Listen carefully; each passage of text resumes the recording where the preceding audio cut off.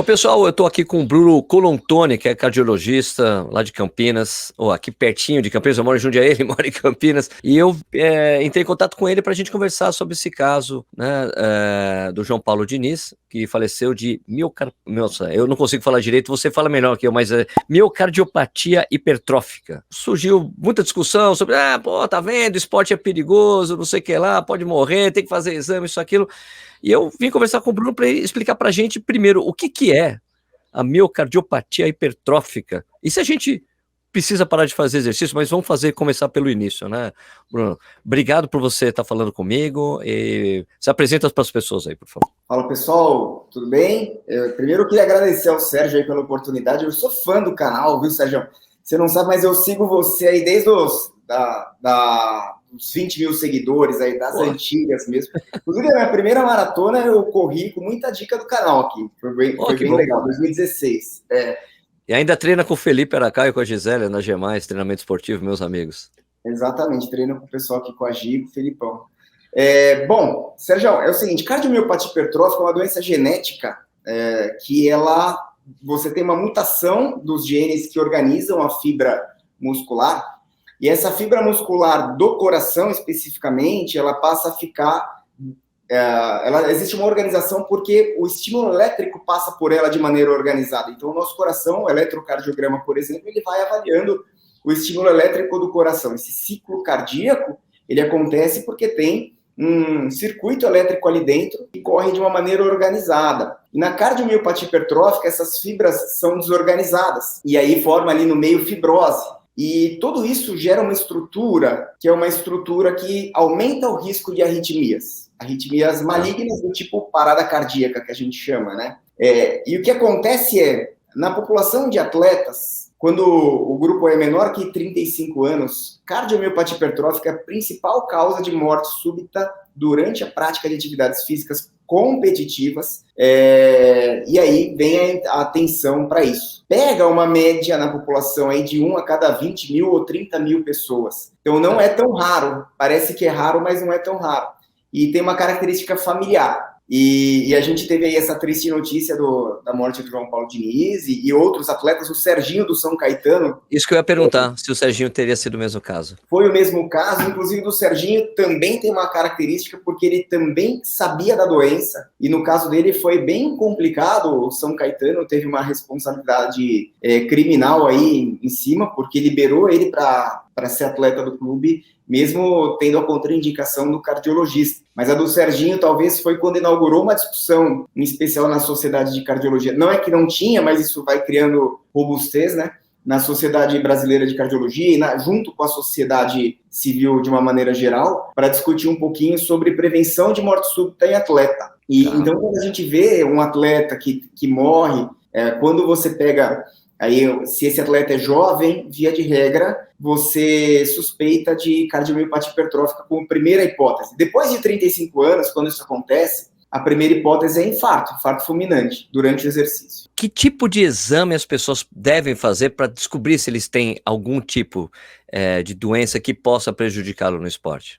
Cardiomiopatia hipertrófica é uma doença que você diagnostica, ou pelo menos levanta uma primeira suspeita com um eletrocardiograma simples. Então, assim, é muito barato e muito fácil de você fazer diagnóstico. Tem uma região da Itália, onde o médico que estudava muito isso abordou, e ele começou a fazer eletrocardiograma nas crianças de 8 anos que iam para esporte competitivo. E o que aconteceu é que a morte súbita no público que era atleta, ao longo de 25 anos de acompanhamento, virou metade do risco do que era a população geral. Por quê? Porque você tirou do público do atleta competitivo, e aí é importante discutir, pessoal, é atleta competitivo. A gente aqui no nosso público de corrida, a gente tem aí atletas que correm 5, 10, 20, 42 para performance.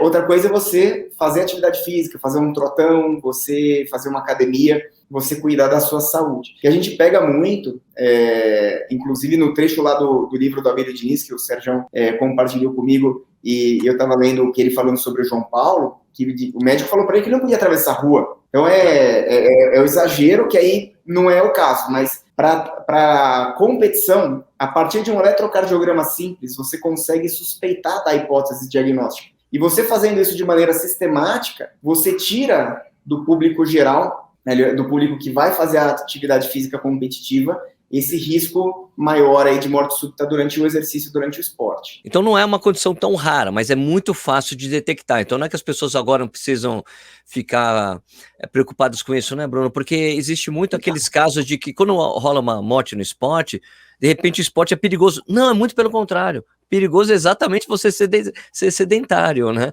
Não tá fazendo nenhum tipo de atividade, né? Não, exato.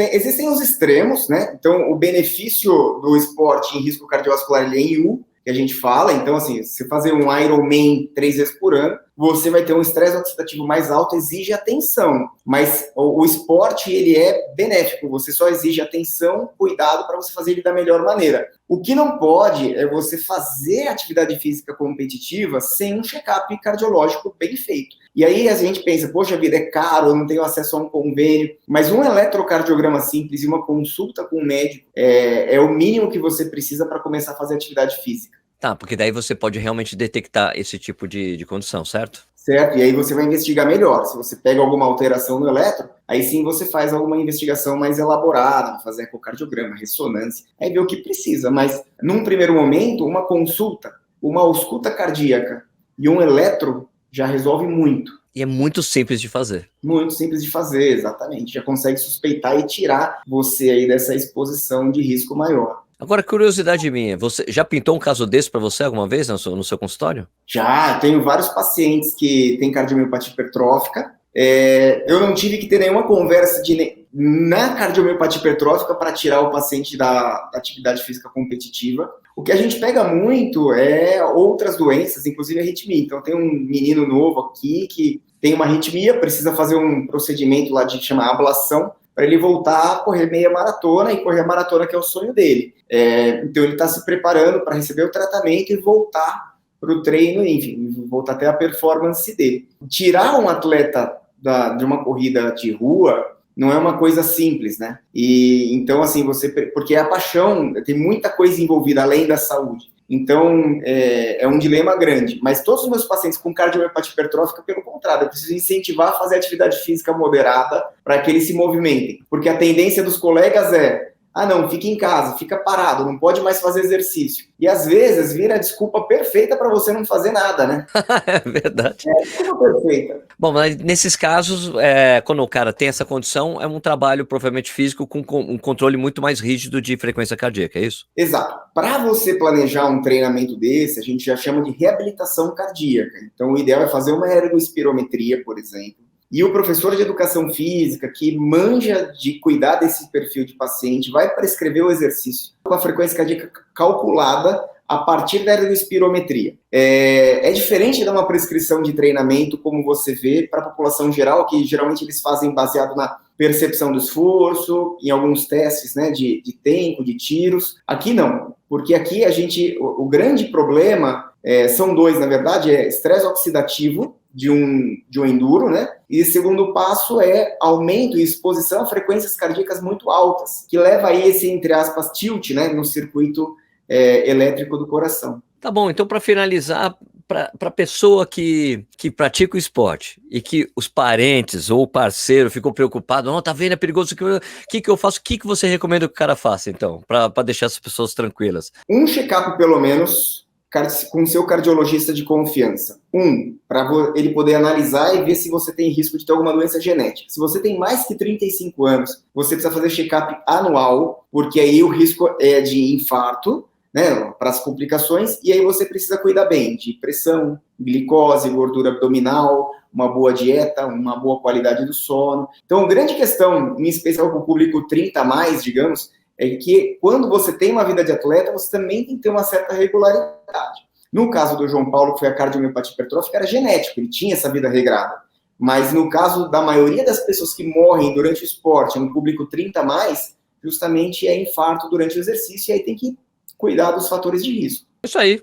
Muito obrigado, Brunão. Então vai você que está assistindo aí, se seus parentes estão tudo preocupados com você, ou se você ficou preocupado, vai lá, faça esses exames aí, faça um check-upão e fique troqueles para você praticar o seu exercício, certo, Brunão? Certo, é isso aí. Obrigado aí pela oportunidade, Sérgio. É por aí mesmo. Então é isso aí, pessoal. Se você gostou do vídeo, dá um like, gosta do canal, se inscreve e a gente se vê no próximo vídeo.